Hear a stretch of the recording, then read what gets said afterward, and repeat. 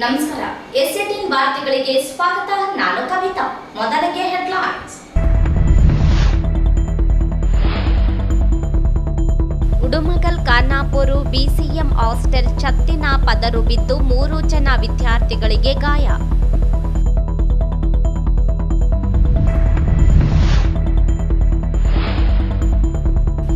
ಜಿಲ್ಲಾ ನ್ಯಾಯವಾದಿಗಳ ಸಂಘದಿಂದ ಕ್ರಿಕೆಟ್ ಪಂದ್ಯಾವಳಿ ಒತ್ತಡ ನಿವಾರಣೆಗೆ ಕ್ರೀಡೆಗಳು ಸಹಕಾರಿ. ನ್ಯಾಯಾಧೀಶ ಮಾರುತಿ ಬಗಾಡಿ.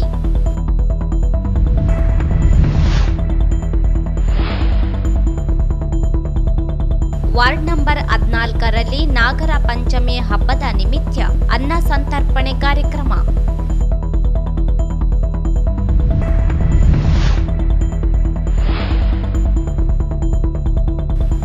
ಕೃಷ್ಣಾ ನದಿಯಲ್ಲಿ ತಗ್ಗಿದ ನೀರಿನ ಪ್ರವಾಹ. ಲಿಂಗಸೂರಿನ ಶೀಲಹಳ್ಳಿ ಸೇತುವೆ ಸಂಚಾರಕ್ಕೆ ಮುಕ್ತ.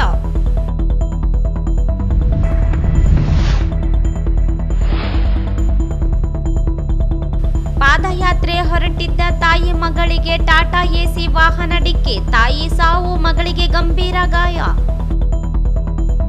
ವಾರ್ತೆಗಳ ವಿವರ. ವಸತಿ ನಿಲಯದ ಕೊಠಡಿ ಮೇಲ್ಛಾವಣಿ ಪ್ಲಾಸ್ಟರ್ ಪದರು ಕುಸಿದು ಬಿದ್ದು 3 ಜನ ವಿದ್ಯಾರ್ಥಿಗಳು ಗಾಯಗೊಂಡ ಘಟನೆ ತಾಲೂಕಿನ ಉಡಮಗಲ್ ಖಾನಾಪುರ ಗ್ರಾಮದಲ್ಲಿ ನಡೆದಿದೆ. ಗಾಯಗೊಂಡವರು ಗುರುವೇಶ ಜುಲಮಗೇರ 8ನೇ ತರಗತಿ ವಿದ್ಯಾರ್ಥಿ ಹಾಗೂ ಕಾರ್ತಿಕ್ ವಾಡ್ಲೂರು 8ನೇ ತರಗತಿ ವಿದ್ಯಾರ್ಥಿ ಮತ್ತು ಕಿರಣ್ ವಾಡ್ಲೂರು 8ನೇ ತರಗತಿ ವಿದ್ಯಾರ್ಥಿಗಳಾಗಿದ್ದಾರೆ. ಗಾಯಗೊಂಡ ವಿದ್ಯಾರ್ಥಿಗಳನ್ನು ಚಿಕಿತ್ಸೆಗಾಗಿ ರಿಮ್ಸ್ ಆಸ್ಪತ್ರೆಗೆ ದಾಖಲಿಸಲಾಗಿದೆ. ವಿದ್ಯಾರ್ಥಿ ಕಾರ್ತಿಕನಿಗೆ ಸಣ್ಣ ಪುಟ್ಟ ಗಾಯಗಳಾಗಿದ್ದು ಚಿಕಿತ್ಸೆ ನೀಡಿ ಕಳುಹಿಸಲಾಗಿದೆ. ಇನ್ನಿಬ್ಬರು ವಿದ್ಯಾರ್ಥಿಗಳಾದ ಗುರುವೇಶ ಮತ್ತು ಕಿರಣ್ ಇವರ ತಲೆಗೆ ಪೆಟ್ಟಾಗಿದ್ದು ಚಿಕಿತ್ಸೆ ನೀಡಿದ್ದು ಚೇತರಿಸಿಕೊಳ್ಳುತ್ತಿದ್ದಾರೆ.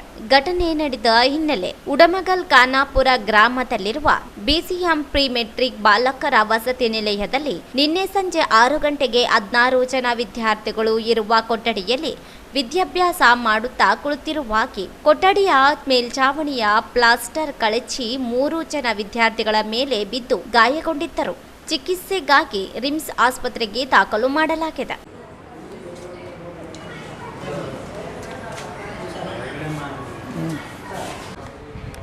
ಯಾವ ಹಾಸ್ಟೆಲ್ ಓದಿದ್ದೆ? ಎಷ್ಟನೇ ಕ್ಲಾಸ್ ನೀನು? ಏನಾಗಿದೆ?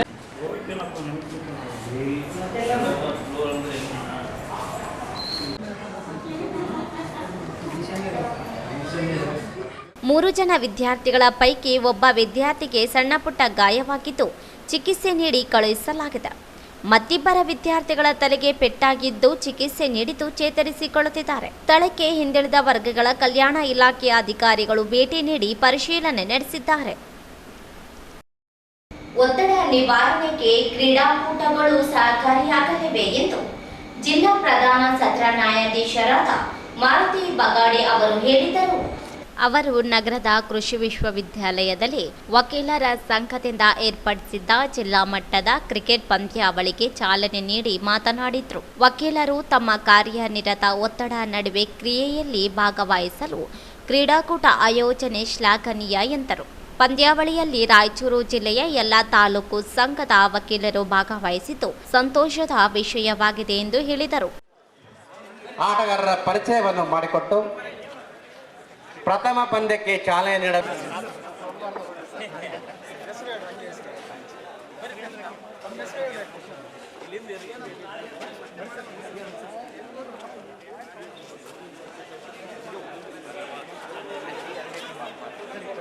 ಸರ್ ಸ್ವಲ್ಪ ಸ್ಲೋ ಬನ್ನಿ.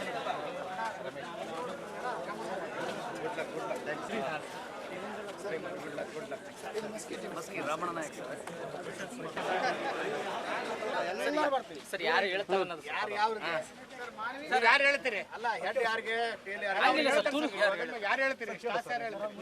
ನೀವು ಹೇಳ್ತೀರಾ? ಮುಚ್ಚಿರಿ ಕ್ಲಾಸ್ ಯಾರು ನೀವು ಹೇಳ್ತೀರಾ? ಅವ್ರು ಹೇಳ್ತಾರೆ. ಈ ಒಂದು ಜಿಲ್ಲಾ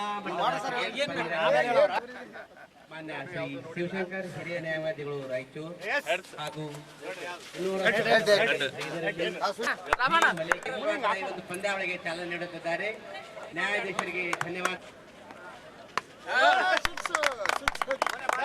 ಅದೇ ರೀತಿ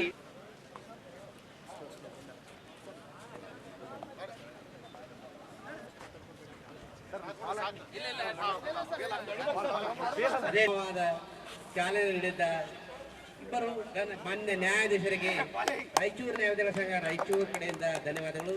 ಹಾಗೂ ನಮ್ಮ ಸಂಘದ ಹಿರಿಯ ಕೇವಲ ವರ್ಷಕ್ಕೊಂದು ಮಾಡದೇನೆ ಕೊನೆಗೊಂದು 6 ತಿಂಗಳಿಗೊಮ್ಮೆ ಆದರೂ ಇದು ಮಾಡಿದರೆ ತುಂಬಾ ಅನುಕೂಲ ಆಗ್ತದೆ. ನಮ್ಮಲ್ಲಿ ಎಷ್ಟೋ ಪ್ರತಿಭಾವಂತ ವಕೀಲರಿದ್ದಾರೆ, ಆದರೆ ಅವರಿಗೆ ವೇದಿಕೆ ಇರುತ್ತೆ. ಅವರಿಗೊಂದು ವೇದಿಕೆ ಕಲ್ಪಿಸಿಕೊಡುವ ಕಾರ್ಯವನ್ನ ವಕೀಲರ ಸಂಘದವರು ಮಾಡಬೇಕು. ಕೇವಲ ಕ್ರಿಕೆಟ್ ಪಂದ್ಯಾವಳಿಯಿಂದ ಅಷ್ಟೇ ಅಲ್ಲ, ಖೋ ಖೋದಲ್ಲಿದೆ, ವಾಲಿಬಾಲ್ ಇದೆ, ಫುಟ್ಬಾಲ್ ಇದೆ, ಚೆಸ್ ಪಂದ್ಯಾವಳಿಗಳು ಇದ್ದಾವೆ, ಕೇರಮ್ಮು ಇದೆ, ಸಿಂಗಿಂಗು ಇದ್ದಾವೆ. ಅವೆಲ್ಲ ಬಿಟ್ಟು ನಾವು ಇವತ್ತು ಏನಾಗಿದ್ದೀವಿ ಅಂತಂದ್ರೆ ಮೊಬೈಲ್ ಮಕ್ಕಳಾಗಿದ್ದೀವಿ. ಮೊಬೈಲ್ ಮಕ್ಕಳು ಏನಂದ್ರೆ ಏನು ಬೇಕಾದ್ರೆ ಮೊದಲು ಹಿಂದೊಂದು ಕಾಲದಲ್ಲಿ ಏನಾದರೂ ಮಕ್ಕಳಿಗೆ ಬೇಕಾದ್ರೆ ಅಮ್ಮನ ಕೇಳ್ತಾ ಇದ್ರು, ಈಗ ಮೊಬೈಲ್ನ ಕೇಳ್ತಾ ಇದ್ರು. ಏನ್ ಬೇಕಾದ್ರೂ ಕೇಳಿ ಮೊಬೈಲ್. ಈ ಮೊಬೈಲ್ ಕೀಳಲ್ಲಿ ಎಲ್ಲಿ ಬಂದಿದೆ ಅಂದ್ರೆ ಕ್ರಿಕೆಟ್ ಕೂಡ ಮೊಬೈಲ್ನಲ್ಲೇ ಆಡ್ತಾ ಇದ್ದಾರೆ. ಇದರಿಂದ ಬ್ರೇನ್ಗೆ ಹೆಲ್ದಿ ಆಗಲ್ಲ, ಅದು ಬ್ರೇನ್ಗೆ ಇನ್ನಷ್ಟು ಫೋರ್ಸ್ ಕೊಡ್ತದೆ. ನಾವು ಎಷ್ಟು ಓನವನ್ನ ಕತ್ತನ್ನ ನಾವು ಬಾಗಿಸ್ತೀವಿ ಮೊಬೈಲ್ ಕೈಯಲ್ಲಿ ಇಟ್ಕೊಂಡು, ಅಷ್ಟು ಕತ್ತಿನ ಮೇಲೆ ಭಾರ ಬೀಳ್ತದೆ. ಎಷ್ಟು ಕತ್ತಿನ ಮೇಲೆ ಭಾರ ಬೀಳ್ತದೆ ಅಂದ್ರೆ ಒಂದ್ಸರಿ ಸ್ಪಾಂಡಲಿಸಿಸ್ ಬಂದ್ರೆ ಜೀವನ ಪರ್ಯಂತ ಹೋಗಲ್ಲ. ಅಂತ ಒಂದು ಕೈ ನೋವು, ಬೆನ್ನಿನ ಒಂದು ನೋವುಗಳನ್ನ ಈ ಒಂದು ಆಟದಲ್ಲಿ ಇವತ್ತು ಅದು ಮಾಯವಾಗುವ ಸಾಧ್ಯತೆಗಳು ಇರ್ತವೆ. ಆದ್ದರಿಂದ ಈ ಒಂದು ಪಂದ್ಯಾವಳಿಯನ್ನು ಎರಡನೆಯ ಹೆಚ್ಚುವರಿ ಜಿಲ್ಲಾ ಸತ್ರ ನ್ಯಾಯಾಧೀಶ ಹತ್ತಿಕಾಳು ಪ್ರಭು ಸಿದ್ದಪ್ಪ ಮಾತನಾಡಿ, ವಕೀಲರು ದಿನನಿತ್ಯ ನ್ಯಾಯಾಲಯದ ಕಾರ್ಯಗಳಲ್ಲಿ ಭಾಗವಹಿಸಿ ಕಕ್ಷೆದಾರರ ಪ್ರಕರಣಗಳಲ್ಲಿ ಮುಳುಗಿರುತ್ತಾರೆ. ಆದರೆ ಈ ರೀತಿ ಕ್ರೀಡಾಕೂಟ ಹಮ್ಮಿಕೊಳ್ಳುವುದರ ಮುಖಾಂತರ ಅವರ ಕ್ರೀಡೆ ಪ್ರತಿಭೆಯನ್ನು ಗುರುತಿಸುವ ಕೆಲಸವಾಗುತ್ತದೆ ಎಂದು ಹೇಳಿದರು.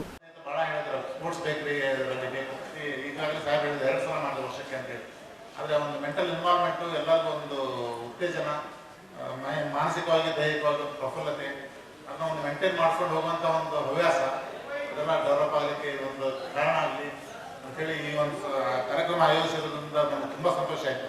ಇಂಥ ಕಾರ್ಯಕ್ರಮ ಹೆಚ್ಚಾಗಲಿ, ಸ್ಪೋರ್ಟಿವ್ ಆಗಿ ತಗೊಳ್ಳುವಂಥದ್ದು, ಜೀವನದಲ್ಲೂ ಸಹ ಸ್ಪೋರ್ಟಿವ್ ಆಗುವಂಥದ್ದಕ್ಕೆ ಸ್ಫೂರ್ತಿ ಆಗಲಿ ಅಂತೇಳಿ ಹೇಳ್ತಾ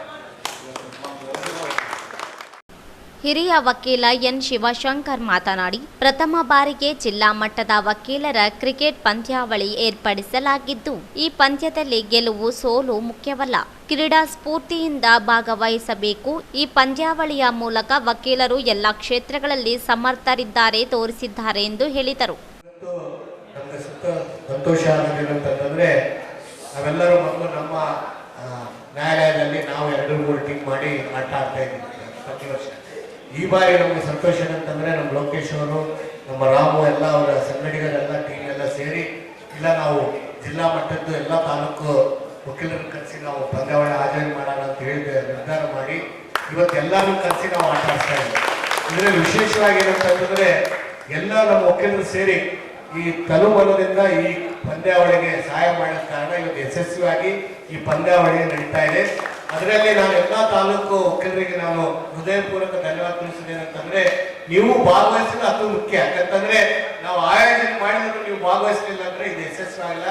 ಆದ ಕಾರಣ ತಾವೆಲ್ಲರೂ ಈ ಕಾರ್ಯಕ್ರಮದಲ್ಲಿ ಬಂದು ಪಂದ್ಯಾವಳಿಯನ್ನು ತಾವು ಅದು ವಿಶೇಷವಾಗಿ ತಮ್ಮ ತಂಡದ ಟಿ ಶರ್ಟ್ಗಳನ್ನು ಮಾಡಿ ಏನು ನಮ್ಮ ಕ್ರಿಕೆಟ್ ಮ್ಯಾಚ್ಗಳು ಯಾವ ತರ ನಡೆಯುತ್ತೆ ಆ ತರ ತಾವೆಲ್ಲ ಇವತ್ತು ವಕೀಲರು ತಾವು ಸೇರಿ ಮಾಡಿದಿರಿ.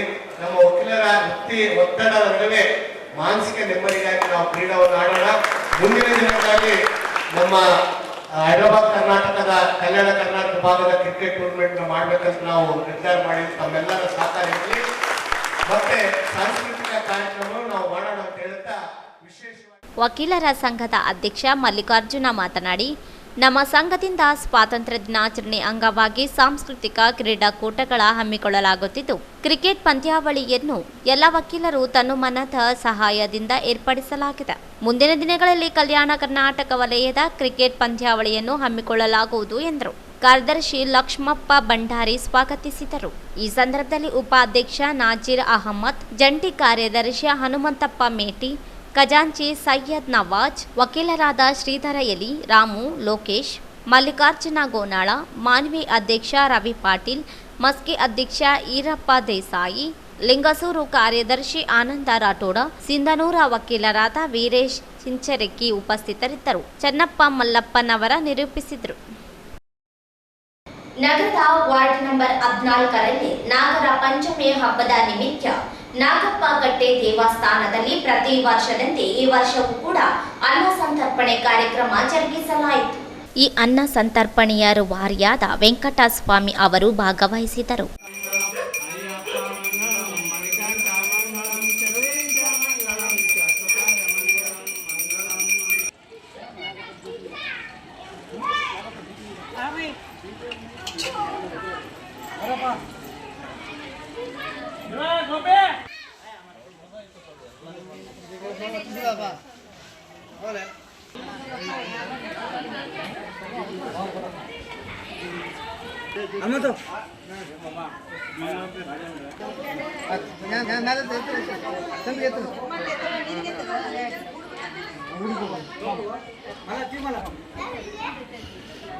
ಇದೇ ಇಲ್ಲ ಬರ್ರೆ ಹೋಗ್ಲಕ್ಕ ರೊಕ್ಕ ಬರೈತಿಲ್ಲ ಏನ್ ಬಾಳ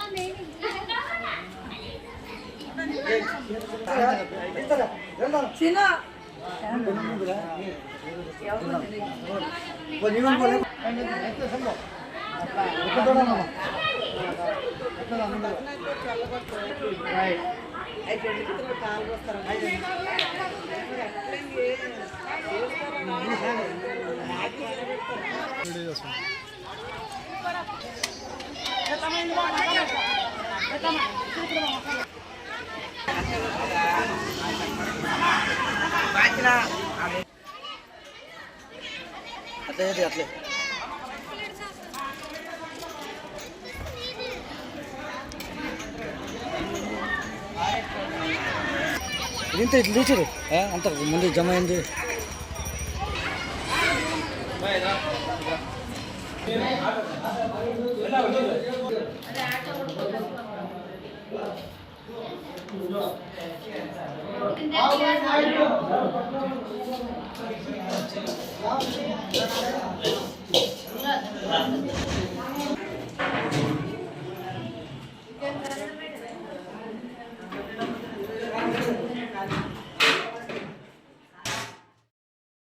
ಈ ಕಾರ್ಯಕ್ರಮದ ಅಧ್ಯಕ್ಷತೆಯನ್ನು ಕೆ ಶಿವಾರೆಡ್ಡಿ ಹಾಗೂ ಶ್ರೀ ವೀರ ಮಾರುತಿ ದೇವಸ್ಥಾನದ ಅಧ್ಯಕ್ಷರಾದ ಕೆ ಶ್ಯಾಮಮೂರ್ತಿ, ಪ್ರಧಾನ ಕಾರ್ಯದರ್ಶಿ ಎನ್ ನಾಗರಾಜ್ ಮತ್ತು ಮಲ್ಲು ಹಾಗೂ ಬಡಾವಣೆಯ ಹಿರಿಯರು ಕಿರಿಯರು ಭಾಗವಹಿಸಿದರು. ಕೃಷ್ಣಾ ನದಿಯ ಜಲಾನಯನದ ಅಚ್ಚುಕಟ್ಟು ಪ್ರದೇಶಗಳಲ್ಲಿ ಕಳೆದ ಹಲವು ದಿನಗಳಿಂದ ಮಳೆಯ ಪ್ರಮಾಣ ತೀರಾ ಇಳಿಕೆಯಾಗಿದ್ದು, ಬಸವಸಾಗರ ಜಲಾಶಯದ ಒಳ ಮತ್ತು ಹೊರಹರಿವು ಕಡಿಮೆಯಾಗಿ ಕೃಷ್ಣಾ ನದಿಯ ನೆರೆ ತಗ್ಗಿದ್ದು, ಲಿಂಗಸೂರು ತಾಲೂಕಿನ ಶೀಲಾರಲ್ಲಿ ಸೇತುವೆ ಸಂಚಾರ ಆರಂಭಗೊಂಡಿದೆ.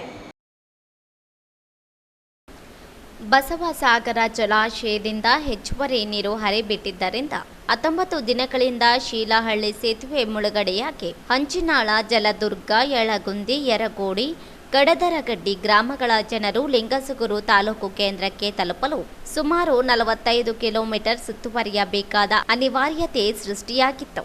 ಇಂದಿನ ಬಸವಸಾಗರ ಜಲಾಶಯದ ಸಾಮರ್ಥ್ಯ ಪ್ರಸ್ತುತ 491.470 ಒಳಹರಿವು, 75,000 ಕ್ಯೂಸೆಕ್, ಹೊರಹರಿವು 6,000 ಕ್ಯೂಸೆಕ್. ಜಲಾಶಯದ ಗರಿಷ್ಠ ಸಂಗ್ರಹ ಸಾಮರ್ಥ್ಯ 492.25 ಮಿ, 33.313 ಟಿಎಂಸಿ ಇದೆ.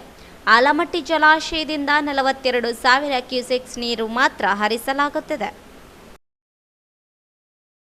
ಬೆಳಗ್ಗೆ ಪಾದಯಾತ್ರೆ ಹೊರಟಿದ್ದ ತಾಯಿ ಮಗಳಿಗೆ ಟಾಟಾ ಏಸ್ ವಾಹನ ಡಿಕ್ಕಿ ಹೊಡೆದ ಪರಿಣಾಮ ತಾಯಿ ಮೃತಪಟ್ಟಿದ್ದು, ಮಗಳಿಗೆ ಗಾಯವಾಗಿರುವ ಘಟನೆ ಲಿಂಗಸೂರು ತಾಲೂಕಿನ ನಾಗಲಾಪುರ ಗ್ರಾಮದ ಹೊರವಲಯದಲ್ಲಿ ನಡೆದಿದೆ. ಮೃತಪಟ್ಟವರು ವ್ಯಾಸ ನಂದಿಹಾಳ ಗ್ರಾಮದ ನಿವಾಸಿ ಭಾಗ್ಯಮ್ಮ, 35 ವರ್ಷ ವಯಸ್ಸು ಎಂದು ತಿಳಿದು ಬಂದಿದೆ. ಭಾಗ್ಯಮ್ಮಳ ಮಗಳ ತಲೆಗೆ ಗಂಭೀರವಾಗಿ ಗಾಯಗೊಂಡಿದ್ದು, ಚಿಕಿತ್ಸೆಗಾಗಿ ಸ್ಥಳೀಯ ಆಸ್ಪತ್ರೆಗೆ ದಾಖಲಿಸಲಾಗಿದೆ. ಛತ್ತರದ ಹನುಮಾನ್ ದೇವಸ್ಥಾನಕ್ಕೆ ತಾಯಿ ಮಗಳು ಇಬ್ಬರು ಪಾದಯಾತ್ರೆ ಹೊರಟಿದ್ದರು. ಈ ವೇಳೆ ಹಿಂಬದಿಯಿಂದ ವೇಗವಾಗಿ ಬಂದ ವಾಹನವು ಇವರಿಬ್ಬರಿಗೂ ಡಿಕ್ಕಿ ಹೊಡೆದಿದೆ. ಕೆಳಗೆ ಬಿದ್ದು ತಾಯಿ ಭಾಗ್ಯಮ್ಮ ಮೃತಪಟ್ಟರೆ ಮಗಳು ಗಂಭೀರ ಗಾಯಗೊಂಡಿದ್ದಾಳೆ. ಇವರನ್ನು ಸ್ಥಳೀಯ ಆಸ್ಪತ್ರೆಗೆ ದಾಖಲಿಸಲಾಗಿದೆ. ಈ ಕುರಿತು ಮುದಗಲ್ ಪೊಲೀಸ್ ಠಾಣಾ ವ್ಯಾಪ್ತಿಯಲ್ಲಿ ಘಟನೆ ನಡೆದಿದೆ. ಕೊನೆಯಲ್ಲಿ ಮತ್ತೊಮ್ಮೆ ಹೆಡ್ಲೈನ್ಸ್. ಉಡುಮಗಲ್ ಖಾನಾಪುರ ಬಿಸಿಎಂ ಹಾಸ್ಟೆಲ್ ಛತ್ತಿನ ಪದರು ಬಿದ್ದು 3 ಜನ ವಿದ್ಯಾರ್ಥಿಗಳಿಗೆ ಗಾಯ.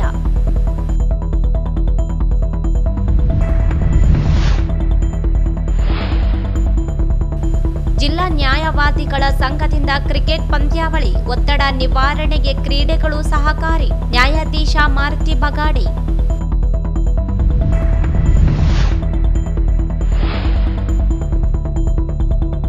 ವಾರ್ಡ್ ನಂಬರ್ 14ರಲ್ಲಿ ನಾಗರ ಪಂಚಮಿ ಹಬ್ಬದ ನಿಮಿತ್ತ ಅನ್ನ ಸಂತರ್ಪಣೆ ಕಾರ್ಯಕ್ರಮ.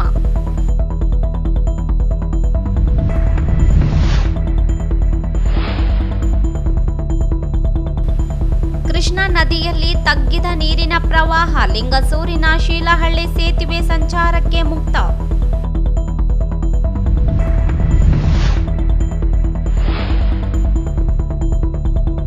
ಪಾದಯಾತ್ರೆ ಹೊರಟಿದ್ದ ತಾಯಿ ಮಗಳಿಗೆ ಟಾಟಾ ಎಸಿ ವಾಹನ ಡಿಕ್ಕಿ, ತಾಯಿ ಸಾವು, ಮಗಳಿಗೆ ಗಂಭೀರ ಗಾಯ.